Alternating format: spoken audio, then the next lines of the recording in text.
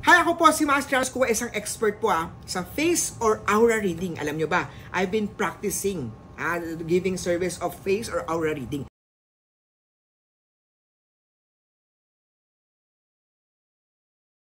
Alam nyo ba, during the olden times, wala pang astrology. May astrology man, walang birth certificate. So yung mga tao, mga mag-a-apply sa emperor, mag-a-apply sa palace, ay dinadaya nila ang kanilang birth chart para pag nakita ng mga astrologers ng mga emperor, nakita nila maganda ang destiny ng tao to. Sila na-hire.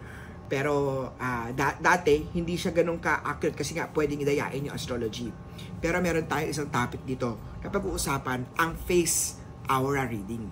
Alam nyo ba, ang pagtanda natin ay part natin lahat, no? At the age of 40s, 50s, 60s, nararamdaman na natin. Nag-aging na tayo, medyo nagsasag na yung mga skins natin, nagkaka-fats na tayo, pero yan ay part ng tinatawag nating journey. O yan ang part ng ating tinatawag ng wonderful o pagiging maganda ng life o ng destiny natin.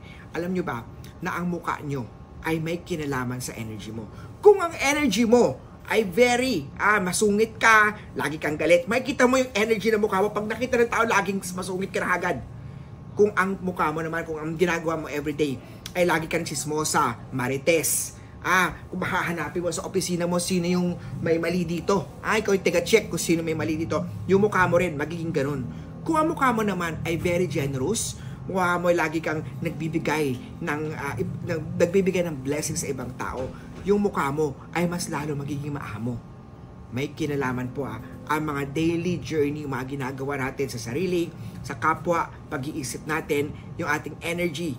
Kaya naman mas gumawa tayo ng good vibes, gumawa tayo ng good na energy sa kapwa, sa sarili, sa bahay natin, and surround natin yung sarili natin with good friends, with good family. Iwasan natin yung mga negative, mga toxic na mindset, toxic na tao, para ang ating face reading and ating aura reading ay maging maswerte. O paano? Comment down below nga kung may nakita kang maamo, kung may nakita kang masungit, may nakita kang negative na face, and kita-kita tayo sa next Feng Shui video with Master Hans Kua. Share, comment, and like this video. Thank you po.